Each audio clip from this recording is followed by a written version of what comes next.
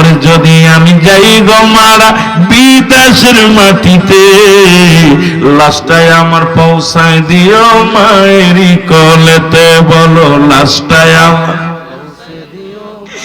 এ যুবক দিলের কান্দে লাগা শোনে, দুই নাম্বার বিপদ হলো মানুষের কবর। এই কবরে শোয়াইলে একজন ফেরেশতা থাকবে, নাম তার নুমান ফেরেশতা। জোরে বলো আল্লাহু আকবার, আর একটু জোরে বলো আল্লাহু আকবার। আমরা জানি কবরে শোয়াইলে আসবে মুনকার নেকির ফেরেশতা, না রে বাজান না। এই মুনকার নেকির আসবে পরে, আগে আসবে কে? আগে আসবে রে মুসলমান, আগে আসবে নোমান নামে একজন ফেরেশতা। আসিয়া ডাক দিয়ে উঠাইবে, ওঠো এ মাওলানা, এ রাশিদুল ইসলাম ওঠো। ডাক দিয়ে উঠায়া বলবে, আমার রব্বে কারীম তোমার রূহ দিয়েছিল, আজরাইল তোমার রূহটা বাইর করেছে, আমি তোমার কবরে আইলাম, উঠায়া দাও, ওঠো। আর দুজন কেরামন কাতিবিন যা লিখে রাখছে, ও মুসলমান শুনে নাও। নোমান ফেরেশতা রাতের মধ্যে থাকবে দুইখানা কাগজ, একখান কাগজে থাকবে নেক আমল, আর একটা কাগজের মধ্যে থাকবে বদ আমল। ডাক দিয়ে বলবে, বান্দা ওঠো, রাশিদুল মিয়া ওঠো। ডাক দিয়ে বলবে, এই নাও তোমার আমল নামাটা। হাতের মধ্যে নিয়ে দেখবে রে মুসলমান, 80 বছরে কত রাকাত নামাজ পড়েছে, হজ করেছে, যাকাত দিয়েছে, ভালো কর্ম করেছে। ডাক দিয়ে বলবে, বান্দা এই নাও, লিখে দাও, লিখে দাও। বান্দা বলবে, আমি লিখবো কেমনে, আমার কাছে কলম নাই। যার যার আমল নামা তার লেখা লাগবে, মস্তানি করে কাজ হবে না বাবা। সেদিন বলতে পারবেন না আমি মূর্খ, লিখতে পারি না, টিপসই দিয়ে চলবে না। যার যার কলম তার লেখা লাগবে রে মুসলমান। আমল নামা যত বড় মৌলবী হন, কারি হন, হাফেজ হন, মুসলমান শোনো, সবার আমল যার যার আমল নামাটা তার লেখা লাগবে। ডাকতে বলবে, বান্দা লেখো।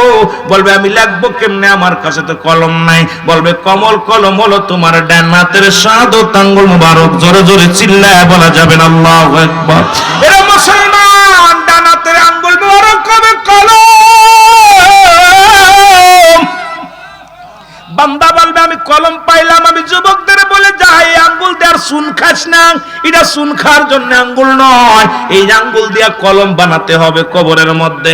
আঙ্গুলটারে পবিত্র রাখ, এই আঙ্গুলের মধ্যে গাঁজা মত লাগাস না, এই আঙ্গুলের মধ্যে বিড়ির মধ্যে টান মারিস না। ও যুবক শুই না রাখ, শুই না রাখ। আমিও যুবক ছিলাম, এখন বয়স প্রায় বুড়ার দিকে চলে গেছি। ও যুবক, কোন দিন যেন ডাক এসে যাবে রে। বুড়া চিনবে না, বুড়ি চিনবে না, জুয়ান চিনবে না, সেরা চিনবে না, সেরি চিনবে না। কারণ যখনই হুকুম আসবে দুনিয়া থেকে বিদায় হয়ে যাব। জোরে বলেন ঠিক কিনা? ও বন্ধু,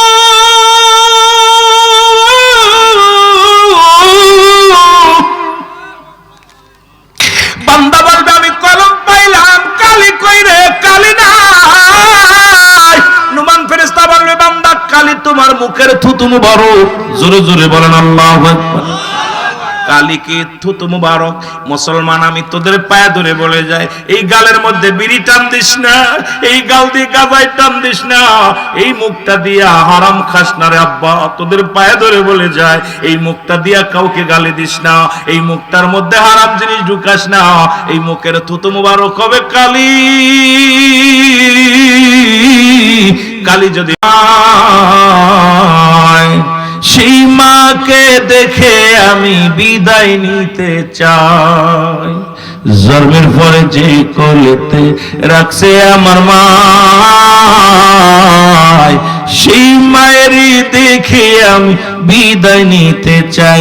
মায়ের মুখটাই আমার দেখলে পারে, মায়ের মুখটাই আমার দেখলে পারে শান্তি পাবে কলিজায়। লাশটাই আমার পৌঁছায় দিও মায়েরই কোলেতে, বলো লাশটাই আমার। ও যুবক, যেখানেই মারা জাহাজ দেশের মাটিতে মা দেখতে চাই মুখ কেনা। যুবক, যেখানেই মৃত্যুবরণ করবি, মা দুঃখিনী মা যতদিন বেঁচে থাকবে তোর জন্য কাঁদবে। এই জন্য বারবার মনে পড়ে, ওরে যদি আমি যাই গো মারা বিদেশের মাটিতে, লাশটাই আমার পৌঁছায় দিও মায়েরই কোলেতে, বলো লাশটাই আমার।